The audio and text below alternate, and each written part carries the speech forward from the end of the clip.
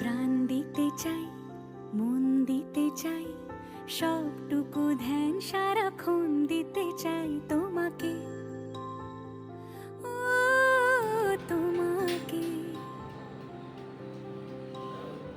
স্বপ্ন সাজাই, নিজেকে হারাই, দুটি নয়নে রোজ নিয়ে শুতে যাই তোমাকে, ও তোমাকে। জেনেও তোমার আখি চুপ করে থাকে, রোজ দুই ফোঁটা যেন আরো ভালো লাগে। গানে অভিসারে চাই শুধু বারে বারে তোমাকে, ও তোমাকে। যেদিন কানে কানে সব বলবো তোমাকে, বুকের মাঝে চাপতে জড়িয়ে ধরবো তোমাকে। পথ চেয়ে রই, দেরি করো না যতই, আর ভোলা। হ্যালো ফ্রেন্ডস, তো এই যে আমার সমস্ত কাজ হয়ে গেছে। এখন এতটা গরম, কী অবস্থা, ঘেমে একদম স্নান করে গেছি। এখন যাবো ওপরের ঘরে। অবস্থা কি আজকে আমার শরীরটা এমনিতে একটু খারাপ। তো চলো পরে দেখা হচ্ছে। তো এই যে সব কাজবাজ হয়ে গেছে, এখন স্নান টান করে চলে এসেছি মুড়ি খাওয়া জোগাড় করতে।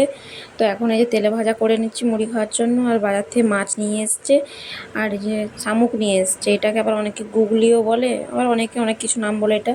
তো আমরা এটাকে শামুকই বলি। তো এগুলো পরিষ্কার করে নিচ্ছি। তো তারপর ওইদিকে তেলে ভাজাটা হয়ে গেছে। এবার সোনার পাপাকে মুড়ি দিয়ে দেবো, আমি নিজেও মুড়ি খেয়ে নেবো। ভাতটা বসিয়ে দেবো। তো এই যে ওর বাবা এসেছিলো, এসে আমার সবজিগুলো একটু কেটে দিল, একটু হেল্প হলো। আর দেখি মুড়ি তিনজনে মুড়ি খেয়ে নেবো। তো চলো পরে দেখা হচ্ছে।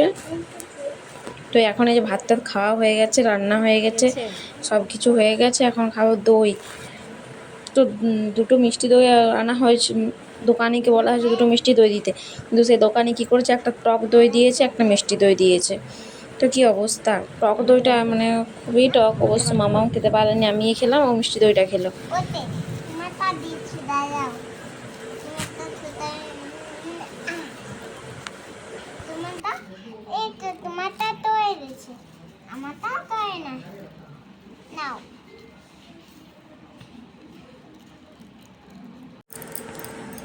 তো এই যে এখন সোনার কাণ্ডটা দেখো। সোনা বলছে, মা আমি এই জিনিসটা আস্তে আস্তে খুলছি, হ্যাঁ তুমি আমার ভালো করে ভিডিওটা করে দাও। আর ও তো ততক্ষণ না খাবে যেমন জিভে জল চলে আসছে খাওয়ার জন্য। দই, আইসক্রিম, ঠান্ডা জল, ঠান্ডা জিনিস পেলে ওরা আর কিছু চায় না। তো চলো খেয়ে নিই। খেয়ে করে আজকে ওর আবার ড্রয়িং ক্লাস আছে। তো খেয়ে করে একটু ঘুমো করবে। তার মধ্যে আবার এই যে একজন ফোন করেছিল, পার্সেল ছিল একটা। তো ছিল এখানে 5 টাকায় 1 কেজি পেঁয়াজ ছিল, আর ছিল 1 কেজি বেসন ছিল। বেসনটা অবশ্য 5 টাকার নয়। চুপ করো। তো যেগুলো ছিল পার্সেলটা নিয়ে এলাম। এগুলো বাবার ফোন থেকে অবশ্য অর্ডারটা দেওয়া ছিল, আমার ফোনে অর্ডার দেওয়া থাকেনি, আমার বলতে নেই।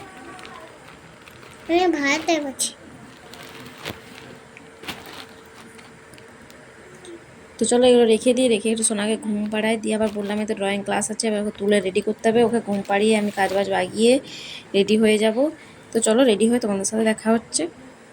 তো এই যে আমি বললাম তো রেডি হবো, যে রেডি হয়ে গেছি। সোনাকে ঘুম থেকে তুলে ওকে রেডি করাচ্ছি বলেও একটু খ্যাঁচ করছে। ঘুম থেকে উঠে যে কোনো মানুষের একটু বিরক্ত লাগে, আর ঘুমটা ভালো করে হয়নি, কারণ এই তো একটু আগেই তো শুয়েছে। 1:30, 2, পৌনে 2টোর সময় শুয়েছে। এখন 3টে বাজছে, উঠে গেছে, কারণ এই ড্রয়িং ক্লাস আছে 3:30টার থেকে। এই যে আমি তো রেডি হয়ে গেছি, মামাকেও রেডি করিয়ে দিচ্ছি, কারণ ওর বাবার আজকে যেতে সময় হবে না, কাজ আছে বললো। সেই জন্য আমি আর মাম্মাম দুজনে হেঁটে হেঁটে চলে যাব। হেঁটে হেঁটে গেলে অবশ্য অনেকটাই, আর প্রচণ্ড রোদ। কিন্তু এই সময় আবার ওই দিকটাতে টোটোটাও যেতে চায় না। তো দেখি কিসে যায়, যদি টোটো যায় তো ভালো। যদিও অনেকটা দূর নয়, কারণ আর বাচ্চা নিয়ে হেঁটে এতটা হাঁটতেও পারি না। একা হলে ঠিক আছে, হেঁটে চলে যাওয়া যায়। তো চলো ওকে তাড়াতাড়ি রেডি করে নিই।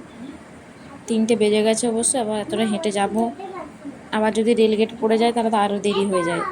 আবার যেহেতু রেল লাইনটা পেরিয়ে যেতে হচ্ছে, আর রেলগেট পড়ে গেলেই দেরি হয়ে যায়। আর ওইখানটাতে মিনিটে মিনিটে রেলগেট পড়ে যায়, যেহেতু স্টেশনটা এখানে সামনে, আর সবসময় যাতায়াত ট্রেন যাচ্ছে সবসময় অল টাইম। তো এই যে সোনা রেডি হয়ে গেছে, যেহেতু রোদ আর ওই যে ধুলো বালি উঠবে ওই জন্য চশমাটা পরিয়ে দিয়েছি, মাথায় টুপি, রোদের জন্য টুপি পরিয়ে নিয়েছি। টাটা।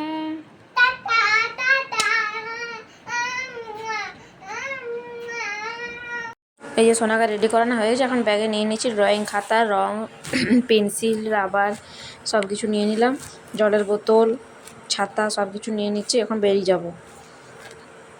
তো চলো।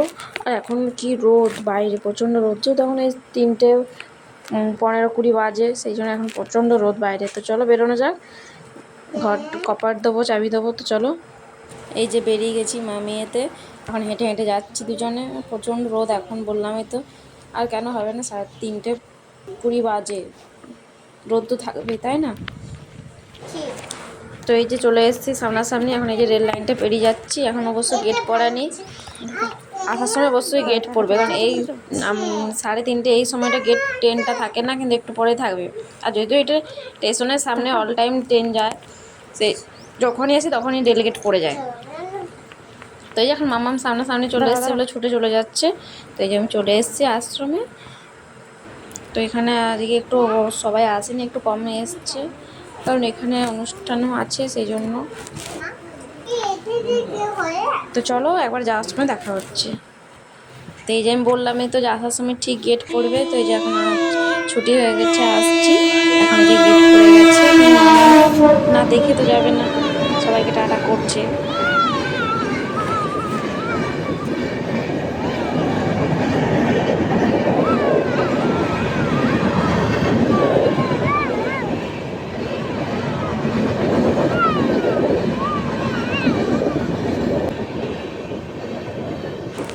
তো এই যে বাড়ি চলে এসেছি, কিন্তু ও কি দোকান থেকে কিনে নিয়ে এসছে একবার দেখো, নিয়ে এসছে ক্লে, পুরো 1 প্যাকেট নিয়ে এসছে, এখানে ও জিনিস তৈরি করবে বলে।